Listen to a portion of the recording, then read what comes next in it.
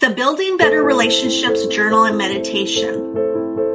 We created the Building Better Relationships Journal and Meditation so you can magnetize the better relationships you want and focus on the positive role that you have in creating a better life through your relationships. We are excited for you to discover the gold within you that can help you manifest the love we all crave. The Building Better Relationships Journal has coaching questions that help you listen to the truth of what you want and what helps you to be empowered in love. The Building Better Relationships meditation is designed to strengthen your heart's ability to be that change you wish to see in the world. Why not download it now and think of it as a gift to those you love? If you love journaling and meditation, this is for you.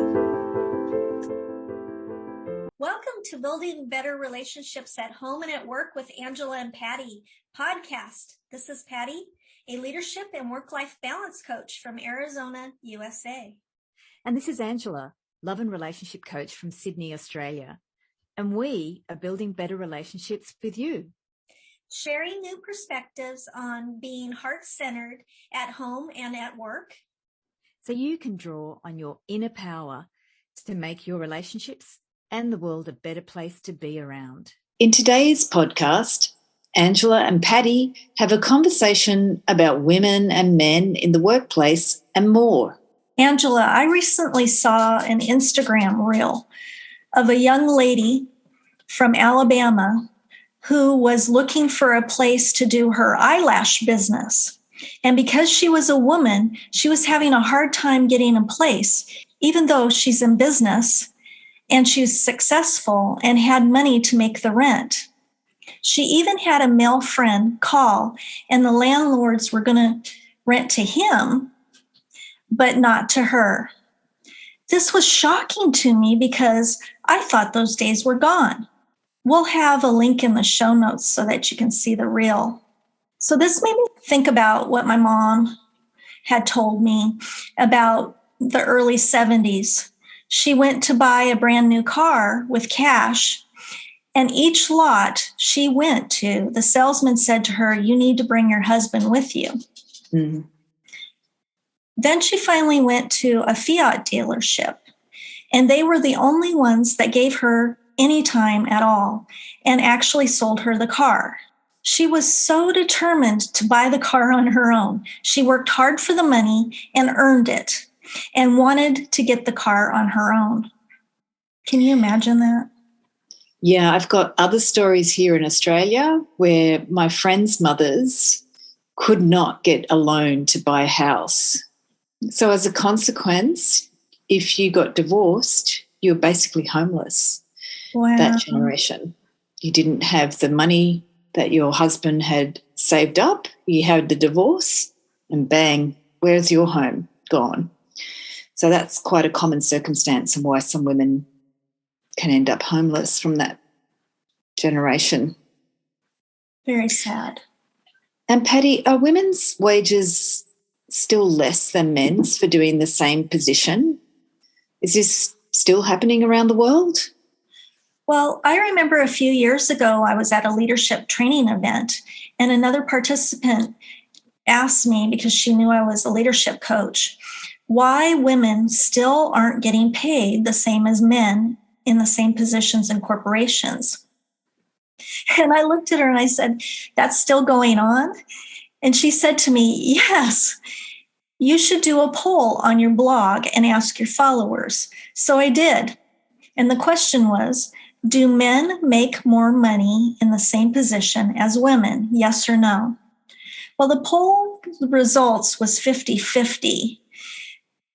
50% yes, 50% no. And only 2 people took the poll at that time.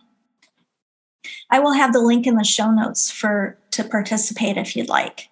We'll also have it on Spotify. Angela, did you think men make more money than women in the same position? Do you believe that a majority of women haven't been conditioned to ask for more money?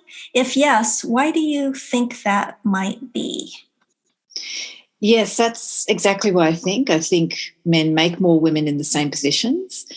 And why? Because women have been conditioned that if they ask for more money, one, they might not get it, so they don't ask, or two, they're simply not taught how to ask for more money and how to negotiate. So the simple way to ask for more money is to learn how to do so. However, one obstacle is if you're in an organisation, a government, a corporation that has decades or centuries of culture where the hierarchy of power is centred around male relationships, then it can be really intimidating for women to go in and play with the boys and negotiate their value. Do you think it's easier and more comfortable for most men to ask for what they want at work, whether it's more money or a promotion, and why? Well, men have learned how to play in that hierarchy of male relationships from when they are young boys, normally when they start playing games as early as 2 or 3, all the way through school and onwards. A young male friend of mine who is 21 years old works in corporate law firms and in high finance, and he was explaining this to me, that young boys at school, there is a certain unspoken hierarchy that is very nonverbal, and it's taught through going through these groups of boys through school, then through college, university, and so on, fraternities, sports academies or sports clubs. So, for example, there are different rankings of boys in those areas like schools or sports. At school, you might have the sports boy who gains power because they're strong and they're good at sports. And then you'll have the intellectual boys who can argue and they beat people intellectually in debates or in other assignments. And then you have the less popular boys who hide in the background. So in various situations, whether it's on the playground, dating, the social arena, sports fields, some boys now in computer gaming, they learn where they are in that hierarchy, whether they're alpha males who are the strong Captain America types, the beta males, which are more the intellectual Larry David types. Not Larry David, but he is a beta male. They're very smart intellectual and they're funny, like Robin Williams. The gamma males, who are the ones that just sort of hide in the background, and if the women were mating, that's their third choice. So the hierarchy within boy relationships develops into the hierarchy of male relationships. Without that recognition, it's just sort of very, very organic. So men learn to vie for attention and they learn domination or submission in various ways throughout their lives as boys moving to men. So that's why having a father figure is super important, because the boys learn mostly from how their father plays that hierarchy in his life. Mm. If a father is happy being a beta or a gamma in the hierarchy, then the boy will also learn how to fold, how to stop fighting, how to negotiate, and then also how to use negotiation to move up and to win as a beta male if he doesn't have that physical strength. So a lot of negotiation is actually beta activity where you have to use your talking skills, and gamma activity too. You have to learn how to talk, to manipulate and to get what you want, whereas alpha men typically just use their aggression. So unconsciously and biologically, boys and men are wired to dominate and negotiate this hierarchy. Women are biologically wired to harmonise and talk, a lot of talking, and to work collectively from our tribal ancestry, our cultural ancestry. In our tribes, we collectively reared children, we looked out for other people's children, and we worked collectively together and cultivate resources. So competition between women was for male partners or attention, and the competition was to get the alpha male who could protect them the best. So it's not just that women are not taught to ask and be competitive. It's actually also women are ancestrally and biologically and culturally were not reared to fight for what they want. They weren't reared to prove their dominance over others when it came to being the alpha in the community. So while men, they are, and it's an unconscious program for men. And if you want to learn more about this, there's this brilliant researcher on violence and humans and morals and how we developed morals called Richard, I'm not going to say his last name very well, Richard Wrangham, W-R-A-N-G, Ham, H-A-M, and he wrote The Goodness Paradox. So he researches apes and he looks at how they learn to dominate and also to submit, and the hierarchy of the male apes is actually really important in defining how we humans evolved male and female relationships in our species. That's interesting. Angela, let's go back to The Office. Last podcast, we talked a little bit about The Office. Dwight from The Office, the rule follower, how does he play in his role of asking for what he wants? Yeah, and so if you don't know The Office, we're looking at the American yes. TV series. The Office is the British one from Ricky Gervais, but the American one has Steve Carell as Michael, and I forgot the actor who's Dwight, but Dwight is something Schultz.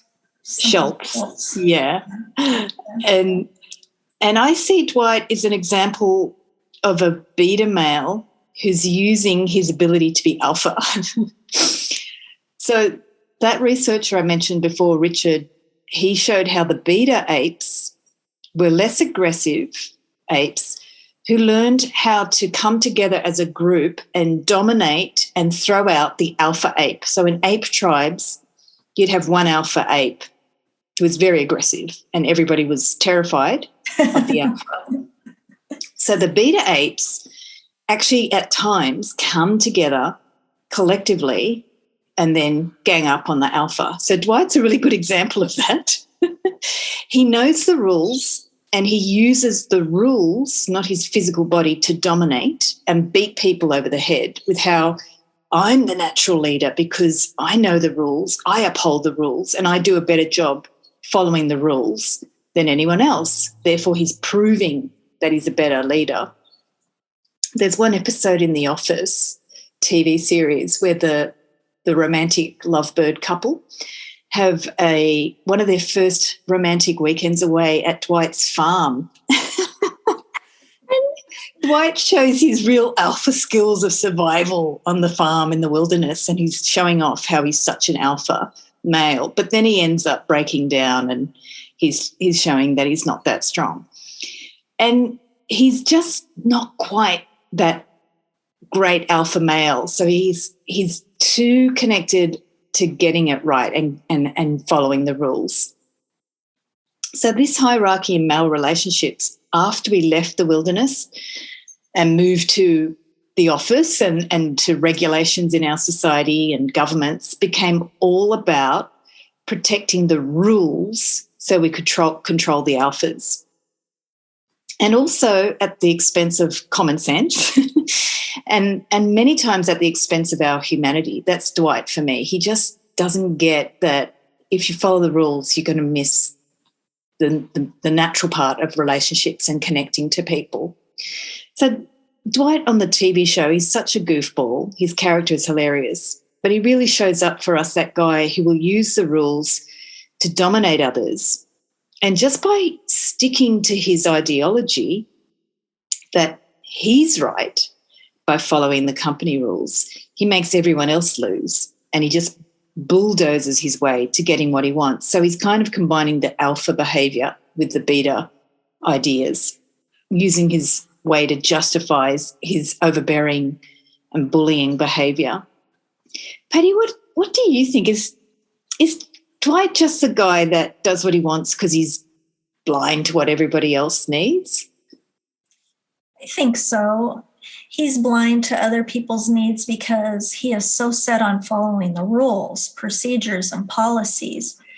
Some people will listen to him and some will not, like Michael.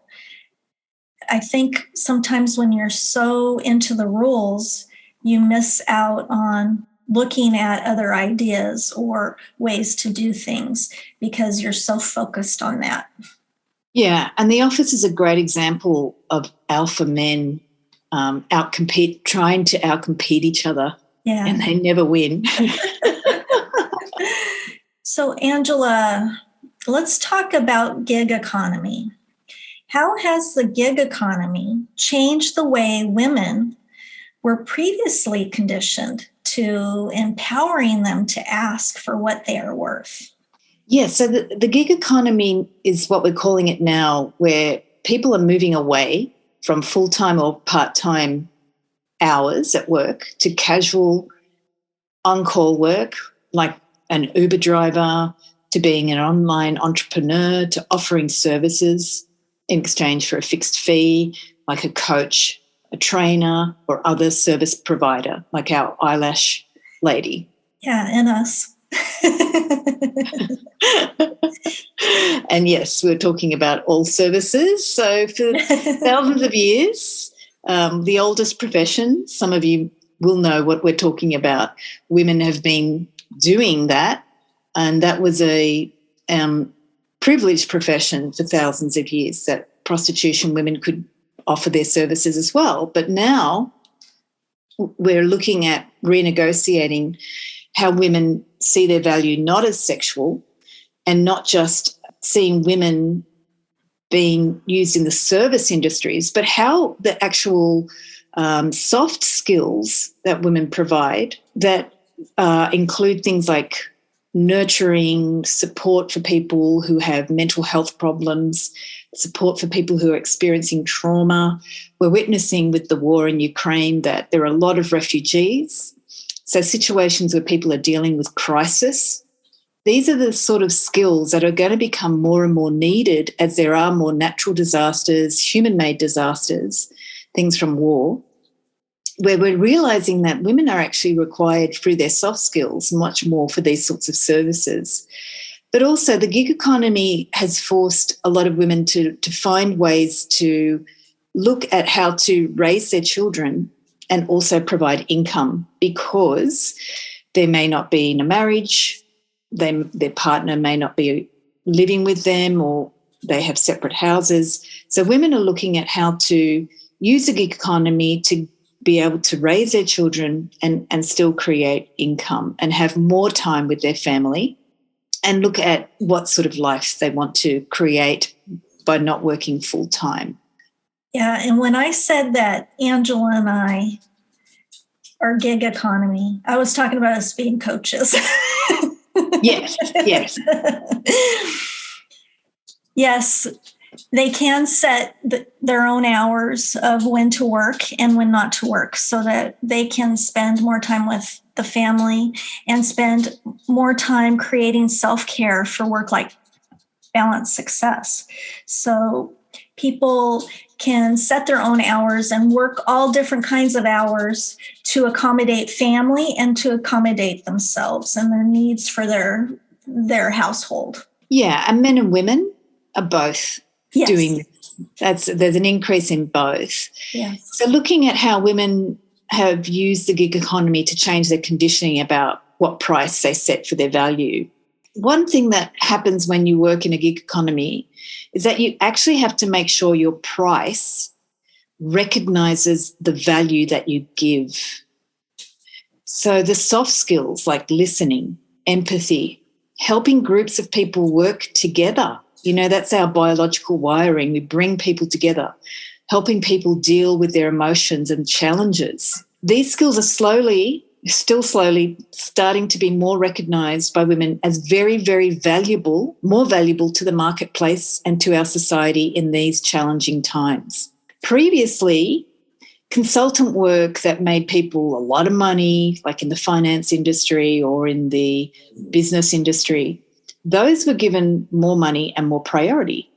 And those gigs or jobs were predominantly male. Now there is a gradual shift where the economy is having to recognize that having all the money in the world is not going to solve the mental, emotional, and survival problems of the species. Yes, some of the traditional roles of technology to solve our climate problems will be, of course, more predominantly male or female, depending on the arena. However, we really, really have this opportunity with the gig economy to start giving higher value to the soft skills, where we actually solve and support the mental and emotional problems of the species that are coming through mass trauma, through war, through surviving climate disasters, through helping people adapt to the mental health issues that are coming up. All of our podcasts have addressed these things like loneliness, suicide, having work-life balance when you don't have enough money, how to balance spending quality time with your family. All of these things are things that women can now start to actually say, these are very much more important than making money. And so then you can give more value to the services that you provide that support people, such as childcare, or supporting people with disabilities, or supporting families who are going through a life crisis. So this gig economy now is giving women a very big step up to start claiming the value of the service you provide, rather than the marketplace saying, no, we're only going to pay you this much. Let me give you an example. If you're a woman offering your services to resolve difficult feelings or problems in the workspace, perhaps you can come in as a facilitator for a group of people struggling in their organisation to deal with trauma, carer fatigue. Perhaps they're having a lot of dysfunctional operations in the organisation. You can now start to verbalise your conflict resolution skills and how these skills are going to help the organisation deal with a transition, deal with cultural toxicity, resolve the problems of high staff turnover, help the instability of the organisation to come back to a place of normality, or a place of being able to shift with the change in the market, to shift with the change of maybe people working at home versus being in the office, to deal with a lack of communication amongst employees or between different levels of management, and to actually implement new communication skills in the workplace, to start respectful communication between different members of the organisation, and to understand how management can start to relate to different employees, so employees actually don't continue to be constantly pissed off, as we say in Australia. We are currently right now, our teachers and our train drivers and transport drivers are constantly in disarray and going to strikes because their needs are not being recognised. It's not just about increasing their pay. They're being overworked and it's actually unsafe, the conditions. Mm-hmm. So people need to start recognising that if you're anybody that can help with those sort of empathy building skills, conflict resolution skills, your services are going to be more and more needed in the future. And women are wired for those sorts of skills. So women can start to reposition their value in the marketplace. Women as conflict resolution providers will be more and more necessary in the future as our society deals with more conflict and more human-made and natural disasters. So I see women really being able to negotiate their value from a very different place. We're not just caregivers, we're problem solvers. Yes, I can see that, Angela. So one of the questions that you may want to ask yourself is, how can women change their mindset to feel comfortable to ask for what they are worth? So here's a few tips to help with that. Practice in the mirror asking for what you want at work. Write out a script and memorize it so the words come out easily and you're confident. Say powerful affirmations daily for confidence and getting what you want. Find a mentor or a coach like Angela and I to work with you on strategies to get what you want. I love that. Like a lot of my sessions, we actually create that empowering language of just asking for what you want. Right. And one tip from my 21-year-old friend, male friend, he was so positive and solution focused whenever he asked for what he wanted that people just sort of went, oh my God, yes.